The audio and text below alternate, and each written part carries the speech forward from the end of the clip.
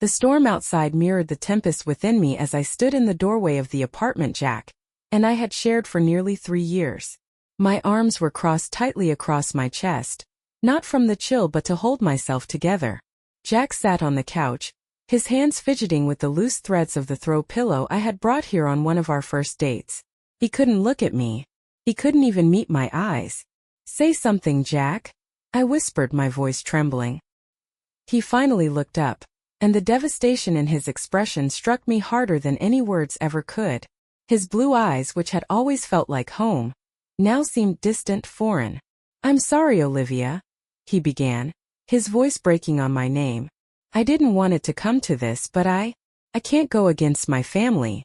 Not anymore." I blinked, stunned into silence. It felt like someone had drained all the air from the room. "You're serious?" I finally managed, my tone disbelieving. "After everything we've been through, everything we've built, you're just giving up? Because your mother thinks I'm common," Jack interrupted, the word falling like a guillotine between us. His jaw tightened, and he stood, running his hand through his hair in that nervous way I had once found endearing. Now it felt like he was pulling away every thread of hope I still clung to. "Victoria's made it clear that if I stay with you, I lose everything, Liv. The family business, my inheritance, my place at the table. I tried, God, I tried, but I can't." The words hung in the air, sharp and unrelenting. "So that's it?" I asked, stepping closer. "You choose them over me? Over us? What about love, Jack? What about the promises we made to each other?" "Love doesn't pay the bills, Olivia," he snapped, his frustration boiling over. But the second he saw the look on my face, he softened. "I didn't mean it like that. I don't know how to live without their approval. I've never known anything else." I felt my chest constrict, anger and heartbreak colliding in a storm of emotions. "So your mother gets to dictate your life? You're okay with her deciding I'm not good enough because I didn't grow up in some gated estate with a silver spoon in my mouth? She's not wrong." Jack shot back, the words spilling out before he could stop them. My breath hitched and his face fell in regret. "Olivia, I didn't mean." "You did," I said quietly, the fight draining out of me. My heart felt like it was shattering into a million pieces. Tears welled up in my eyes, but I refused to let them fall in front of him. "You always said we were stronger than this, that we'd prove them wrong. But the second it got hard, you folded." Jack stepped closer, reaching for me, but I stepped back. "Liv, please. Don't think I don't love you. I do. I always will. Love me." I laughed bitterly. "You don't even have the courage to fight for me, Jack. That's not love. That's cowardice." His shoulders slumped, defeated, but I didn't stay to hear another excuse. I grabbed my coat, ignoring the memories that seemed to scream at me from every corner of this apartment. As I reached the door, he called after me. "Olivia." I paused, my hand gripping the doorknob so tightly it ached. I turned back just enough to meet his gaze one last time. "I hope someday you realize love isn't about money or appearances. It's about showing up, Jack. And you didn't." Without another word, I stepped out into the rain, letting the downpour mask the tears streaming down my face. Inside, I could hear Victoria's dismissive voice in my head. "She's not one of us, Jack. You deserve someone who belongs in our world." For the first time in my life, I realized love wasn't always enough. And as I walked into the stormy night, I left behind not just Jack, but the last shred of belief that love could ever bridge the chasm of their world and mine. The rhythmic sound of a coffee grinder hummed in the background as I sat at a corner table in Abigail's cafe, staring at the blank page of my journal. The blankness mocked me. "Are you actually going to write something? Or is this just your way of pretending you're deep in thought?" Abigail teased, sliding a steaming cup of chamomile tea in front of me. I shot her a half-hearted glare, but her warm grin softened me immediately. Abigail was everything I needed in a best friend, honest, nurturing, and an unshakable force of positivity, even when I was drowning in self-doubt. "Sorry, Abs," I mumbled. "I guess I don't know where to start. It's been weeks since Jack." I trailed off, not needing to finish the sentence. The ghost of that heartbreak still lingered, but I was determined to keep it at bay. Abigail sat across from me, resting her chin on her hand. "Forget Jack. He's not the story anymore. You are. You've got this, Olivia." I've seen your little experiments with those lotions and scrubs. They're brilliant. Why not turn them into something real? My skincare stuff? I asked, furrowing my brow. It's just a hobby, Abs. Who's going to care about my homemade creams when the market's already flooded with glossy, big-name brands? You'd be surprised, she countered. People are craving authenticity these days. You've got talent, Liv. And I don't mean just the products. You've got the heart to tell a story people will believe in. Let's start small. Build from there. Her unwavering belief in me was something I didn't yet have in myself.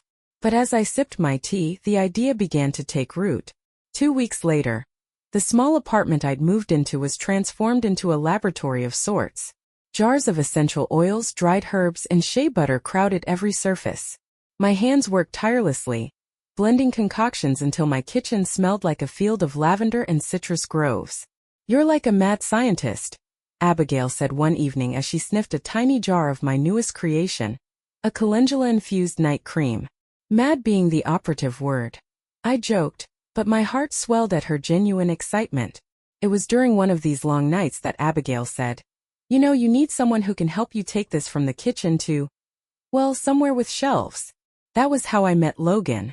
I wasn't sure what I expected when I walked into the community business incubator Abigail had recommended. Maybe a stuffy office filled with suits who wouldn't take me seriously. What I didn't expect was Logan, a tall, broad-shouldered man in a navy sweater and jeans, who looked up from his laptop with an easy, confident smile. "Olivia Bennett?" he asked, standing and extending a hand. "That's me," I said nervously, shaking his hand. "Logan Rivers," he introduced himself. "Abigail couldn't stop raving about you. She's practically my second little sister, so when she said I needed to meet you, I listened." The way he said it, earnest and warm, made my nerves settle just a bit. We sat down and I hesitantly placed a few of my products on the table. A rosehip facial serum, a charcoal cleansing balm, and the calendula cream Abigail had loved so much. Logan opened the jar of cream, rubbed a small amount between his fingers, and sniffed it thoughtfully. "This is incredible. Did you develop these recipes yourself?" "Yeah," I admitted. "It started as something I did for fun, but it's more than that now," Logan finished, setting the jar down with a nod. "You've got something here, Olivia. Something real. The sustainable aspect, the authenticity, it's exactly what people want right now. I think we can build this into something big." "We?" I asked, raising an eyebrow. "I want to help you," he said, leaning forward. "We secure funding, build your brand, and get these into the hands of people who'll love them as much as I'm sure Abigail does." I didn't know what to say. Part of me wanted to question his motives, but something in his demeanor felt genuine, grounded. "Why?" I finally asked. "Why do you care?" "Because I see potential," Logan said simply. "And I believe in helping good ideas grow." Weeks turned into months as Logan and I worked side by side, building what would become Livia Organics. He helped me craft a pitch for investors, streamline production, and even find eco-friendly packaging suppliers. There were long nights, mistakes, and moments when I wanted to throw in the towel. But Logan was always there, steady and encouraging. The day we secured our first round of funding, I burst into tears. Logan handed me a tissue, laughing. "Why are you crying? This is a good thing," he said. "I didn't think this would ever happen," I admitted. "I mean, I was scared I didn't have what it takes." "You do," he said, his voice quiet but certain. "You always did." In that moment I realized something. While Jack had left me feeling unworthy, Logan made me believe in myself again.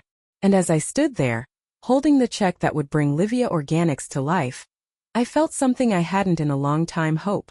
The hum of excitement in the convention center felt like electricity buzzing through the air. Rows of vibrant booths stretched as far as I could see, each one filled with brands vying for attention. But today wasn't about them. Today was about Livia Organics. My brand. My dream. I adjusted the pale green tablecloth on my booth for the third time, straightening the sleek bottles and jars that gleamed under the overhead lights. The sign behind me, with its clean font and simple tagline, read, "Livia Organics. Sustainable beauty, naturally yours." Seeing it up there made my chest swell with pride. "How's it look?"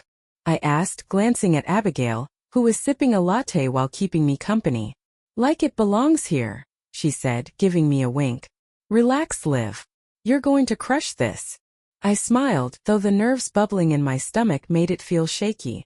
It wasn't just about selling products. It was about proving that all the late nights, the tears, and the risks had been worth it. The first few hours flew by in a blur of conversations, smiles, and samples handed out to intrigued visitors. A boutique owner stopped by, impressed with my charcoal cleansing balm. A clean beauty blogger left with a gift bag and a promise to review my calendula night cream. But then I saw her. Levi, Jack's former flame. Victoria's golden girl. The one who had everything I supposedly wasn't. Polished, poised, and rich beyond measure.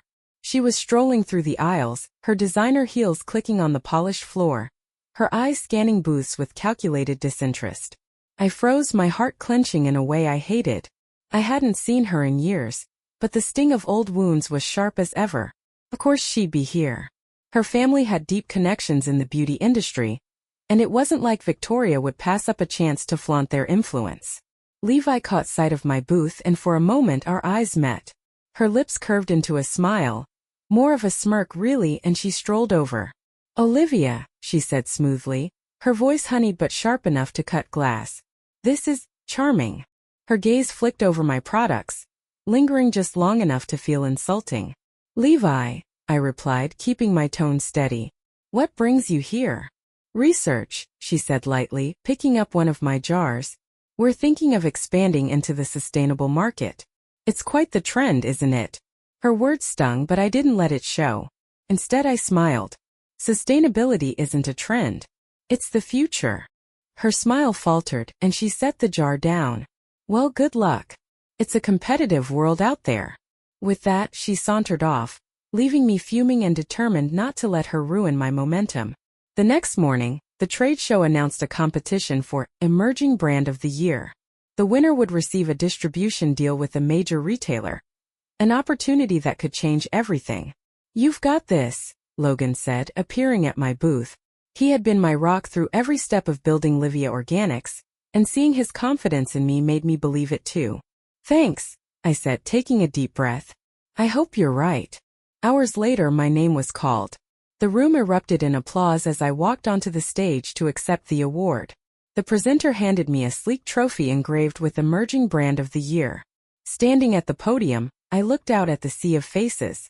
Some were familiar, buyers I had spoken to earlier, bloggers who had promised to write about my brand. Others were strangers, including Jack and Levi, who stood near the back. "This means the world to me," I began, gripping the microphone. "When I started Livia Organics, I didn't have a team or investors, or even a guarantee that anyone would care about what I was creating. What I did have was a belief that sustainability and authenticity mattered." My voice steadied as I continued. "Today, I'm proud to say that belief has been proven right. Thank you to everyone who has supported this journey. This isn't just my win, it's ours." The applause grew louder, and as I stepped off the stage, Logan was there waiting for me. "You did it," he said, his grin wide and proud. "No," I said, smiling back. "We did it." As the trade show wound down, I caught one last glimpse of Jack and Levi. Jack looked hesitant, like he wanted to approach me, but I didn't give him the chance. I turned my back and focused on packing up my booth. Because this day wasn't about them. It was about me, my team, and the brand we were building together. For the first time, I felt like I had truly risen from the ashes of my past. And I wasn't looking back. The second day of the trade show was even busier than the first. My booth was buzzing with visitors, their curiosity piqued by the Emerging Brand of the Year award displayed proudly on the table. Buyers asked about wholesale orders, bloggers asked for interviews, and customers raved about the samples they'd tried. Felt like the beginning of something big. "Olivia, your calendula cream is a hit," Logan said, slipping me a coffee and flashing his trademark grin. "We're going to run out of samples before the day's over." "That's a good problem to have," I replied, though the idea of running out made me slightly anxious. The excitement carried me through the morning, until I noticed her again. Levi. She wasn't just lingering by my booth this time. She was circling it, her phone subtly angled to snap photos of my products. Her casual air did little to hide the pointed interest in her gaze as she studied every detail. My packaging, my labels, even the placement of the products. I caught Logan's eye. "She's up to something," I murmured.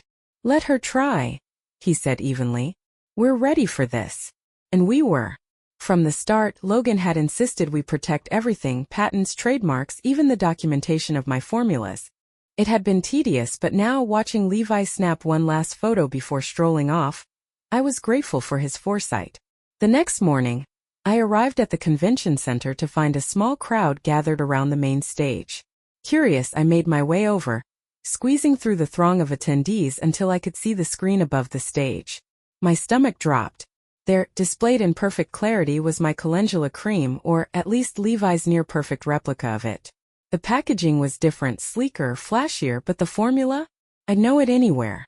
Levi stood on stage, smiling as she presented her innovative new product to a rapt audience. "This serum," she was saying, "is the result of years of research and development. It's a game-changer in hydration and healing." Years of research? My jaw clenched.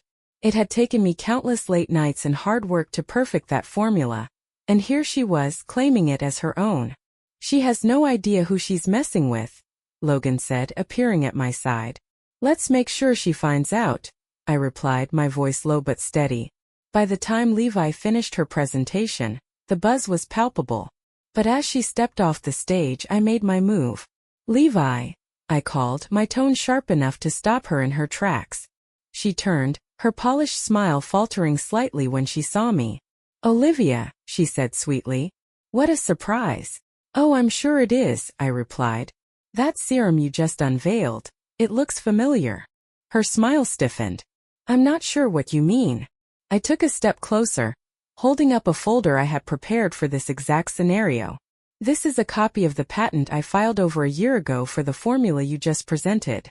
And this," I said, pulling out another document, "is a lab analysis of your product. It's a 99.8% match to mine." Gasps rippled through the crowd as people began to turn toward us, murmuring. Levi's cheeks flushed, but she still tried to maintain her composure.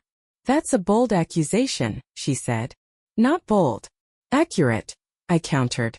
"I've also got security logs from the trade show proving you spent a suspicious amount of time photographing my booth yesterday.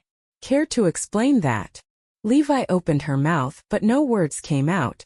The event organizers, drawn by the commotion, approached us. "Is there a problem here?" one of them asked. "There is," I said firmly, handing over my folder. "Levi here just presented a product that's nearly identical to one I patented last year. I have the proof right here." The organizer flipped through the documents, their expression growing grim.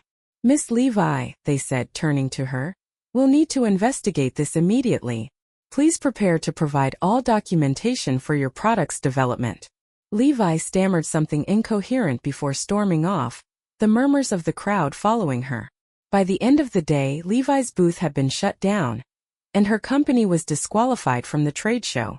Word spread quickly, and my booth was swarmed with visitors curious about the woman who had stood up to a well-connected competitor. "How does it feel to win twice in one weekend?" Logan teased as we packed up that evening. "Pretty damn good," I admitted, a grin breaking across my face. That night, as I stood on the balcony of my hotel room, looking out at the city lights, I felt a sense of triumph I hadn't thought possible. Levi's attempt to steal my work had backfired spectacularly, and instead of being overshadowed, Livia Organics was now the talk of the trade show. I wasn't just a newcomer anymore. I was a competitor, and I wasn't going anywhere. The grand ballroom shimmered under the light of crystal chandeliers, each one casting tiny rainbows across the sea of elegant gowns and tailored tuxedos. It was the charity gala for the Foundation for Ethical Entrepreneurship, an event I hadn't just been invited to. I was a featured speaker. I adjusted the folds of my emerald gown, taking a moment to steady my nerves. My name was already buzzing among the attendees, but tonight wasn't about my brand. It was about something bigger. The principles that had guided me through every challenge. Authenticity, resilience, and hard work. The Wilson family was here, of course. Their name was plastered across every banner as the event's largest sponsor. I'd spotted Victoria early in the evening, gliding through the crowd with her usual air of superiority. Jack trailed behind her, looking every bit the dutiful son, though he avoided meeting my gaze when we crossed paths. Ready? Logan's voice brought me back to the moment. He stood by my side, his steady presence grounding me. I smiled. More than ready. When the MC called my name, a ripple of applause filled the room. As I stepped onto the stage, I felt the weight of every struggle, every triumph, every sleepless night behind me. Good evening. I began, my voice clear and steady. It's an honor to stand here tonight at an event that celebrates the values closest to my heart: authenticity, resilience, and the power of ethical entrepreneurship. The crowd quieted, their attention fully on me. My journey hasn't been an easy one, I continued. I didn't start with wealth or connections. I started with a vision to create something meaningful, something that reflects my values and uplifts others along the way. I paused, letting the silence settle before pressing on. But along that journey, I encountered voices that tried to silence me. That told me I wasn't enough. That my ideas weren't worth listening to because I didn't come from the right place or have the right background. My eyes scanned the audience, briefly settling on Victoria and Jack. Victoria's face was unreadable, but Jack looked uneasy. I'm here tonight to say that those voices were wrong. Success isn't about where you come from. It's about where you're going. It's about hard work, determination, and staying true to your values. Even when it's hard, even when it costs you. The applause that followed was like a wave, filling the room with a warmth that bolstered me. Later, as I mingled with the guests, I felt a tap on my shoulder. Turning, I found myself face to face with Jack. Olivia, he said, his voice softer than I remembered. Can we talk? I glanced at Logan, who gave me a small nod before stepping away. All right, I said, folding my arms. What do you want to say? Jack shifted uncomfortably, running a hand through his hair. Your speech. It was incredible. And it made me realize how much I owe you an apology. For everything. I tilted my head, waiting for him to continue. I was a coward, he admitted. I let my family dictate my choices and I hurt you in the process. I regret that every day. I'm sorry, Olivia. I mean it. For a moment I simply looked at him, letting his words hang in the air. Once an apology like this would have shattered me, but now it felt hollow. Too late. Jack, I said finally, my voice calm but firm. I appreciate the apology, but it doesn't change what happened. You didn't just hurt me, you showed me who you were. And I can't unsee that. His face fell, but I pressed on. I've built a life I'm proud of, Jack. A life where I don't have to rely on anyone to believe in me because I believe in myself. And I won't go back to being the girl who waited for someone else to see my worth. He nodded slowly, his expression a mix of regret and understanding. I understand, he said quietly. I wanted you to know I'm sorry.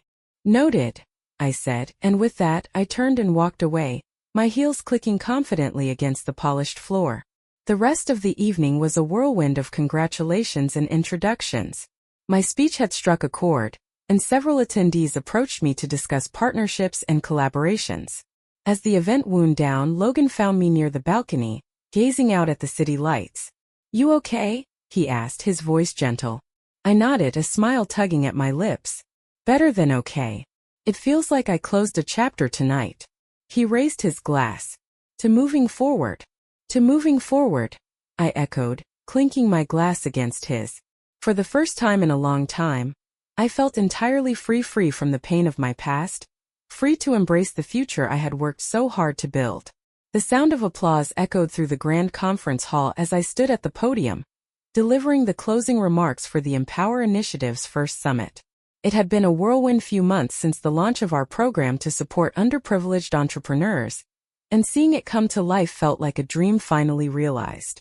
Behind me, the logo for the initiative shone brightly on the massive screen, the tagline bold and unapologetic, lifting voices, changing lives. I took a breath and looked out at the audience, a mix of entrepreneurs, investors, and industry leaders who had joined us in this mission. This initiative isn't just about business, I said, my voice steady. It's about breaking barriers. It's about showing people that where you come from doesn't define where you can go. And most of all, it's about making sure that no one with a vision and a dream is left behind. The applause swelled again and I stepped back, letting the energy of the room wash over me. As the event wound down, I stood by the stage, greeting attendees who wanted to share their stories or express their excitement about the program. Amid the sea of handshakes and smiles, I saw her, Victoria Wilson. For a moment I froze. It still felt strange to see her in this context, not as the aloof and dismissive woman I'd once known, but as someone who now stood with me as a collaborator. She approached me, her movements measured, her expression soft. "Olivia," she said, her voice warm but tentative. "Victoria," I replied, unsure of where this was going. "I wanted to thank you," she began, "for everything you've done, not just with this initiative but for showing me that I was wrong. About so many things." Her words caught me off guard. Victoria Wilson, the woman who had once dismissed me as common, was now standing here, genuinely humbled. "I didn't see it before," she continued, "but I see it now. Your success, your resilience, it's extraordinary. And I'm proud to be working with you on this." I studied her face, searching for any sign of pretense, but all I saw was sincerity. "Thank you," I said, and for the first time I meant it. Later, as the event team began to dismantle the stage, Victoria and I sat together in a quiet corner of the room, discussing next steps for the initiative. "We should focus on mentorship programs," I suggested. "It's not just about funding. It's about giving people the tools they need to succeed long-term." Victoria nodded. "Agreed. And we could expand partnerships with universities to support young entrepreneurs still in school. Start earlier, build a foundation." The ease with which we collaborated surprised me. For years I had carried the weight of her judgment, but now it felt like we were finally working towards something meaningful together. That night, I sat on the balcony of my hotel room, overlooking the city lights. A soft breeze carried the distant hum of traffic, and for the first time in a long time I felt complete. I thought about the woman I had been years ago, the one who had walked away from Jack, heartbroken and unsure of her future. That woman had fought through doubt, fear and rejection to stand here today, stronger than she'd ever thought possible. My phone buzzed with a message from Logan. "To the strongest woman I know, congratulations on another win. Proud doesn't even begin to cover it." I smiled, typing a quick reply. "Couldn't have done it without you. Dinner tomorrow to celebrate." The reply came almost instantly. "Wouldn't miss it." As I leaned back in my chair, I let myself take in the moment. The pain of the past no longer felt like a burden. It felt like a stepping stone, a part of my story that had led me here. I wasn't just Olivia Bennett, founder of Livia Organics. I was Olivia Bennett, a woman who had risen from heartbreak, defied expectations, and built something that mattered. And for the first time, I felt ready to embrace whatever came next.